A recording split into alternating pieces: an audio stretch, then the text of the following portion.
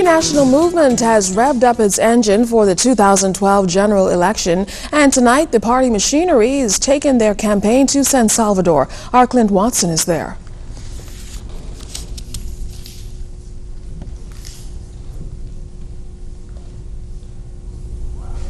The rallies to the run-up of the general elections on the Family Islands. The Free National Movement will hold its first rally for the year in San Salvador tonight. Prime Minister Hubert Ingram and the party's candidate for Cat Island, San Salvador and Rumkey, Michael Pintard, will anchor the lineup of speakers tonight. Now, during a press conference last month to announce the FNM's candidates, Prime Minister Ingram noted that Pintard, although living in Grand Bahama, consented to be the candidate who would run in another jurisdiction for the party, and he's confident they will unseat the present member of parliament for that constituency, Philip Brave Davis, who is also the deputy leader of the PLP. The party is confident they'll achieve this. The FNM says the purpose of the campaign is to bring the party where the people is and to outline what the government has accomplished while in office. FNM election campaign officials said all the things that have been done have been for the betterment of the people and the future of the Bahamas, and that will be their message moving forward as they go on the rally circuit throughout the country. Now, Pintard won't have it easy moving into territory that's been represented by the PLP's Philip Davis for such a long time. But the FNM says while that may be the case, going house to house, they are learning that people still have many needs and concerns. In fact, Pintard says he has a community approach and has already been working in the community. Pintard has reportedly taken up residency in Cat Island in preparation for the campaign so he can be among the people. Now, around 5 p.m., Prime Minister Hubert Ingram touched down to a fanfare at the San Salvador International Airport. We spoke with him as he was greeted by several cabinet colleagues, campaign generals, and Pintard himself. I know San Salvador very well. I've been coming here for more than 40 years, and there's no one amongst the people here. I've come to introduce my man, Mr. Michael Pintard. They expect to take the seat from PLP. You've had some challenges in several elections getting this went to the PLP. I had this before. I'll get it again. Now, the rally begins at 7 p.m. in the United States. In San Salvador, Clint Watson, ZNS News. Meantime, the government is continuing its quest to improve the conditions of schools throughout the country and improve the educational system as a whole. This time, they're in the southern Bahamas to initiate massive upgrades to the local school in Acklands. That's where we find our Shanique Miller. Construction at the Snug Corner Primary School is just about complete. It's been about 6 months now since Hurricane Irene damaged the 100-year-old building, extensively damaging the roof and causing substantive amounts of damage to the ceiling inside the one-room structure here at Snug Corner Primary. Now, the government awarded a $20,000 contract to a team of construction workers here on the island, and since then they've been busy making repairs and also shoring up certain areas and ensuring that construction this time around is secure and sound. Now, Education Minister Desmond Bannister has been touring this school. He's presently doing that as we speak. He also went to the temporary site, a nearby church, where the student body of about 26 and the 2 educators there have been since the storm last year.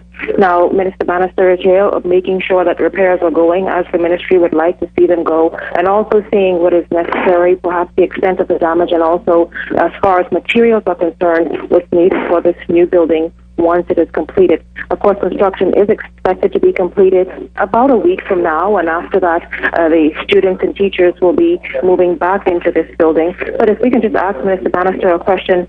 Minister Bannister, I know that you've been going around the country, of course, shoring up school campuses. With the administrator and with the contractor, Mr. Main, and looking at the work that they've been doing.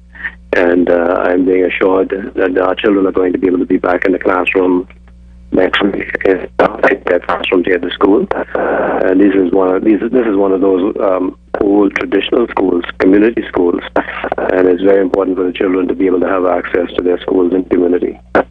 I know this inside a lot of damage. They experienced a lot of damage inside the building. A number of computers were destroyed and that type of thing. When can the students and teachers see about having certain materials like computers replaced? The Ministry of Education has to ensure that we replace any furniture that's damaged and any learning materials that are damaged. And we have a district superintendent who is supposed to be in Acklands and ensuring that those things happen. And I'm sure that she will ensure that those things do happen.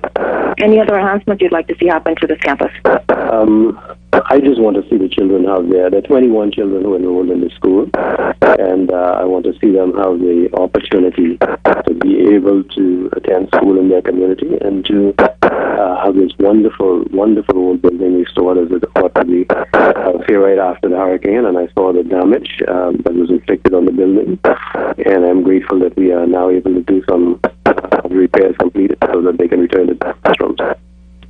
Now, of course, construction is going on around the island as well in the way of a number of homes that were damaged. As you know, several hundred homes were damaged, about 200 really were damaged in varying degrees after or during the storm. And the government, too, has awarded contracts to various contractors and young men to give them employment and also to just make improvements and repairs to various homes. I'm here with Island Administrator Stephen Wilson to talk briefly about what is happening and the status of upgrades and repairs to various homes on the island.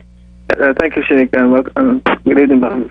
What we have done over the past several months was we have repaired at least 132 persons that have taken the initiative to repair their homes. We've given them the materials from the government, NEMA. The government has given out contracts with persons on the island to repair at least 67 homes up to date.